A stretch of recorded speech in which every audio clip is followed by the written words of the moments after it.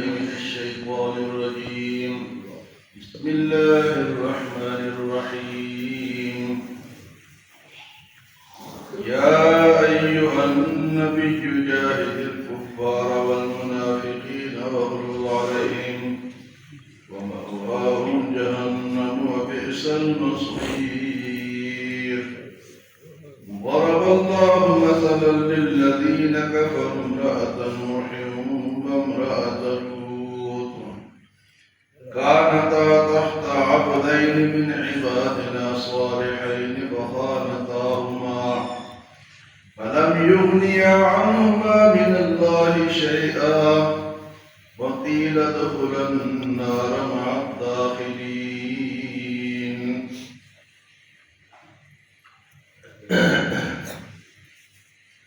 يا أيها النبي جاهد الكفار والمنافقين واغلظ عليهم.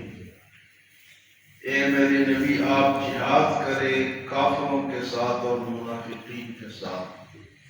واغلظ علیہم اور ان پر سختی کرے. ومأواہم جہنم اور ان کا ٹھکانہ تو جہنم ہے. وبئس المصیر اور وہ بہت بری جگہ ہے. تو کافروں کے خلاف جب وہ لڑائی پر آمادہ ہو تو فرمائے کہ آپ بھی ان کے خلاف جہاد کریں. جاہد الکفار والمنافقین، دو قسم کے کافر. ایک کافر تو ظاہر ہے جو انکار کرتا ہے، اس کو کافر کہتے ہیں. جو اللہ کو، اللہ کے رسول کو، آخرت پر ایمان نہیں رکھتا وہ کافر ہے. اور منافق ہے. منافق بظاہر مسلمان کہلاتا ہے اور کافر مسلمانوں جیسے کرتا ہے، لیکن اندر سے وہ کافر ہوتا ہے. وہ جھوٹ بولتا ہے اوپر سے اپنے آپ کو بچانے کے لیے، مسلمانوں کو دھوکہ دینے کے لیے اپنے آپ کو مسلمان ظاہر کرتا ہے. فرمایا دونوں کے خلاف جہاد کرے. جاہد الکفار والمنافقین واغلظ علیہم اور ان پر سختی کرے. تو کفار کے خلاف تو جہاد ہوا، حضور صلی اللہ علیہ وسلم نے خود بھی کیا. آپ خود بنفس نفیس جہاد میں شریک ہوئے، صحابہ کرام نے کیا. اب بھی جب ضرورت ہو تو کافروں کے خلاف جہاد ہے، لیکن منافقین کے خلاف تلوار کا جہاد نہیں ہے، ان کے خلاف زبان کا جہاد ہے. حضور صلی اللہ علیہ وسلم کے دور میں پکے منافق عبداللہ ابن ابی جو کہ مدینے کا بڑا رئیس المنافقین تھا، تو حضرت عمر نے اور ان کے بیٹے عبداللہ نے حضور سے اجازت مانگی کہ ہم اس کو قتل کرتے ہیں، ختم کرتے ہیں، لیکن آپ نے فرمایا نہیں. بظاہر یہ مسلمان ہیں اور پھر لوگ کہیں گے کہ محمد صلی اللہ علیہ وسلم اپنے ساتھیوں کو قتل کرتا ہے. بظاہر تو لوگ کہتے ہیں یہ نماز پڑھتا ہے اور مسلمانوں کے ساتھ ہے، تو بدنامی ہوگی ہماری. تو آپ نے منع کرنا ہے. کافروں کے خلاف تو کھلا جہاد ہے، لیکن منافقین کے ساتھ کھلا جہاد تو نہیں ہے، کیونکہ اس سے اسلام کی بدنامی ہوتی ہے. آج کے دور میں بے شمار منافق ہیں. تو منافقوں کے ساتھ رویہ جو ہے وہ اچھا نہیں رکھنا چاہیے، تاکہ ان کو محسوس ہو کہ ہم صحیح مسلمان نہیں ہیں. اگر رویہ ان کے ساتھ اچھا نہیں رکھیں گے، ان کے ساتھ اخلاق سے پیش آئیں گے جس طرح کی مرزائی ہے اور کئی ایسے لوگ اور ہیں جو اپنے آپ کو مسلمان کہتے ہیں، اگر آپ ان سے گپ شپ لگائیں گے، میل جول کریں گے تو وہ نقصان پہنچ جائیں گے اور لوگ کہیں گے ٹھیک ہے بھائی منافق بھی چلتے ہیں. تو ان کے ساتھ دوستی نہیں رکھنی اور صحیح رویہ ان کے ساتھ سخت رکھنا ہے، زبانی. اور کافروں کے خلاف باقاعدہ جہاد ہے. فرمایا کہ یا ایھا النبی جاہد الکفار والمنافقین واغلظ علیہم. اے میرے نبی آپ جہاد کرے کافروں کے خلاف اور منافقین کے خلاف اور ان پر سختی فرمائے. وَمَأْوَاهُمْ جَهَنَّمُ اور جو کافر ہے ان کا ٹھکانہ کیا ہے؟ جہنم. وَبِئْسَ الْمَصِيرُ اور وہ بہت بری جگہ ہے. آگے اللہ پاک نے دو عورتوں کی مثال بیان کی ہے، دو ایسی عورتیں جو کہ انبیاء کی بیویاں تھیں، نبیوں کی بیویاں، لیکن تھی کافر، مسلمان نہیں تھی۔ حضرت نوح علیہ السلام کی بیوی اور حضرت لوط علیہ السلام کی بیوی، ان کی مثال اللہ پاک نے بیان فرمائی ہے کہ یہ دو خواتین اپنے خاوند نبی پر بھی ایمان نہیں لائیں، تو اسلام سے پہلے اس طرح نکاح جائز تھے، کافر اور مسلمان کا نکاح ہو سکتا تھا، اور اسلام کے شروع میں بھی جائز تھا، لیکن بعد میں منع ہو گیا۔ فرمایا کہ ضرب اللہ مثلا للذین کفروا، مثال بیان کی جاتی ہے ان لوگوں کے لیے جو کافر ہیں، امرأۃ نوح، نوح علیہ السلام کی بیوی، وامرأۃ لوط، اور لوط علیہ السلام کی بیوی، یہ دو نبیوں کی بیوی، لیکن ایمان کافر نہیں۔ تو یہاں اللہ پاک نے یہ بتانے کی کوشش فرمائی، یہ ثابت کرنا فرمایا کہ اگر نبی کی بیوی بھی اور نیک بندوں کے بھی اپنے عزیز و اقارب غلط ہوں گے تو ان کو بچا نہیں سکیں گے۔ نبی کی بیوی ہے لیکن کافر جہنم میں جائے گی۔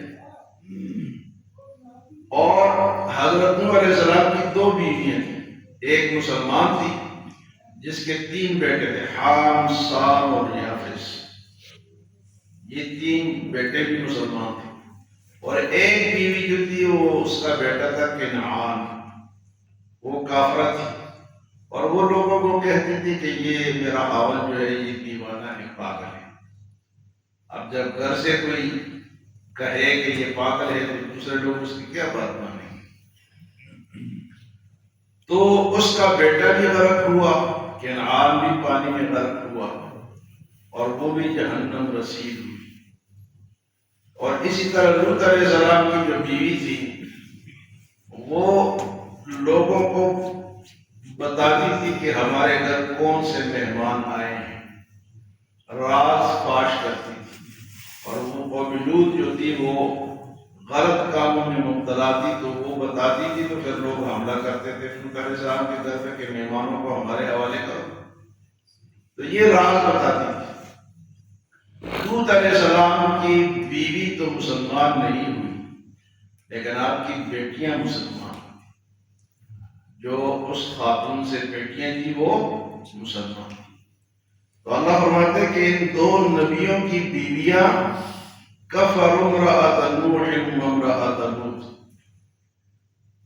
کانتا تحت عبدین من عبادنا، یہ میرے 2 نیک بندوں کے زیر سایہ تھی، ان کی بیویاں کانتا تحت عبدین من عبادنا صالحین، میرے نیک اور صالح، نبی سب سے اونچا ہوتا ہے اپنے دور میں، نبی سے بڑا کوئی اور نہیں ہوتا۔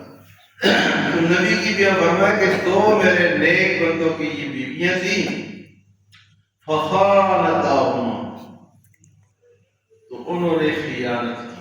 خیانت کیا کی؟ خیانت 2 طرح کی، ایک تو غلط عورت ہے اس کو بھی خیانت کہتے ہیں، اور ایک خاوند کی بات نہ ماننا، یہ بھی خیانت۔ فخانتاہما، دونوں نے خیانت کی۔ اگر نبی کی بیوی کافرہ تو ہو سکتی ہے لیکن بدکار نہیں ہوتی، بہت ہی پاکیزہ ہے۔ اسی طرح جتنے بھی نبی آئے ان کو اللہ نے ایسی بیویاں دی کہ کافرہ اگر تھی لیکن وہ بدکار نہیں، تو انہوں نے خیانت کی کہ اللہ کے نبی ہے اور میرا خاوند ہے، اس کی بات نہیں مانی، تو عورت جو ہے وہ خاوند کے زیر سایہ ہے، اس کو خاوند کی بات کو ماننا چاہیے۔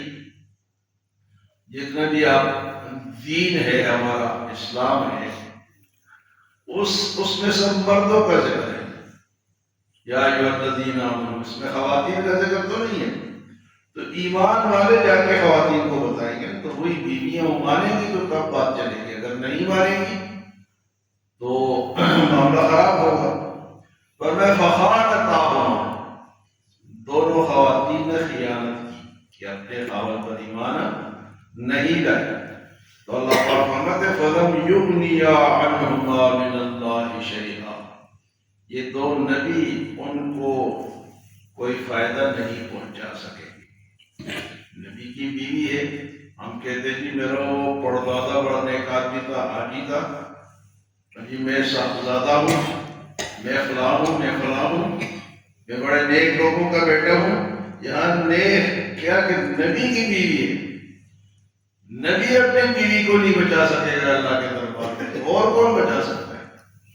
حضور صلی اللہ علیہ وسلم نے اپنے قوم سے یا معاشر ابو المطلب، یا معاشر قریش، یا معاشر ہاشم، سب کو بلایا کہ تم میری قوم ہو، اللہ کی بات مانو، اللہ پہ ایمان لاؤ. اپنے بیٹی سے فرمایا کہ بیٹی اگر صحیح کی باتیں نہیں لے کر آئی تو میں نہیں بچا سکوں گا اللہ کے دربار. اور یہ دو نبیوں کی بیوی اللہ نے مثال دی ہے. تو کسی اور کے عمل پہ بھروسہ کر کے بیٹھ جانا کہ میرا وہ فلاں نیک تھا میں بچ جاؤں گا، نہیں. کہتے ہیں نا کہ آپ نماز پڑھنے جاتے ہو، میرے لیے بعض بیویاں کہتی ہیں میرے لیے بھی دعا کر دینا، مجھے بھی ساتھ جنت میں لے کے جانا. جنت پہ جنت یا کیا نام ہے، نبی نہیں لے جا سکتا تو اور کون لے کے جائے گا؟ اس لیے اپنا عمل، اپنا عقیدہ، اپنی نیکیاں یہ ضروری ہے. اب یہ قرآن سمجھا رہا ہے، کوئی اور نہیں سمجھا رہا. فرمایا فخانتاہما، دونوں نے خیانت کی. فلم یغنیا عنہما من اللہ شیئا، ان دونوں نے اللہ کے دربار میں ان کو کوئی فائدہ نہیں پہنچا سکے. اور فرمایا وقیل ادخلوا النار مع الداخلین، قیامت کے دن اللہ ان کو کہے گا کہ تم دوزخ میں دوزخ والوں کے ساتھ داخل ہو جاؤ. ان عورتوں کو کہا جائے گا وقیل ادخلوا النار مع الداخلین. تو بڑی کلیئر باتیں ہیں اسلام کی. بعض لوگ کسی پہ بھروسہ لے کے بیٹھ جاتے ہیں تو بھروسہ اپنے عمل پہ، اور خاص کر کے فرائض جو ہیں. اب آپ کسی کی جگہ نماز نہیں پڑھ سکتے کہ میں تیری طرف سے پڑھ دوں. نفلی عبادت کو آپ کر سکتے ہیں کہ آپ نے 2 رکعت نفل پڑھی اور اس کا ثواب کسی کو بخش دیا. نفلی روزہ رکھا اور اس کا ثواب کسی کو بخش دیا. نفلی صدقہ کیا، اس کا ثواب کسی کو بخش دیا. زکوٰۃ آپ کسی کی طرف سے نہیں دے سکتے، اپنا خود دیں گے. مرد اپنا دے گا، عورت اپنا زکوٰۃ دے گی. حج فرض ہے تو عورت پہ فرض ہے وہ اپنا حج کرے گی، اور مرد پہ فرض ہے وہ اپنا حج کرے. حج سے یاد آ گیا کہ عمرہ جو ہے وہ فرض نہیں ہے، اور حج جو ہے عورت کے ساتھ جب تک محرم نہیں ہوگا وہ حج پہ نہیں جا سکتا. عورت کے ساتھ جب تک محرم نہیں ہوگا وہ حج پہ فرض ہے. ویسے ہی ہے لیکن بندہ نہیں، محرم نہیں ہے، نہ بیٹا ہے، نہ خاوند ہے، نہ بھائی ہے. اب وہ کیا کرے؟ وہ حج نہیں کرے. اور یہاں قافلوں پہ قافلے جانے، کس پہ عمرے پہ، جبکہ عمرہ فرض ہی نہیں، جبکہ عمرہ ناجائز ہے. آج ہی آپ میری بہن اور میری بیوی عمرہ کر کے کس کے ساتھ گئی تھی؟ وہ قافلے کے ساتھ گئی. وہ ادھر حج منائے ہیں اور ادھر عمرے پہ جا رہی. ہو رہا ہے یا نہیں ہو رہا؟ شمار لوگ کہتے ہیں ہم نے عمرہ کر لیا. کس طرح کر لیا جی؟ بس وہ قافلے کے ساتھ گئے. بھائی تم محرم کے بغیر حج نہیں کر سکتی ہو. تو 2 خواتین کی مثال اللہ پاک نے دی کہ وہ تھی جو انبیاء کی بیویاں، لیکن ان کی ایمان نہیں رہے تو اللہ پاک وقیل ادخلوا النار مع الداخلین، تم جہنم میں داخل ہونے والوں کے ساتھ جہنم میں چلی جاؤ.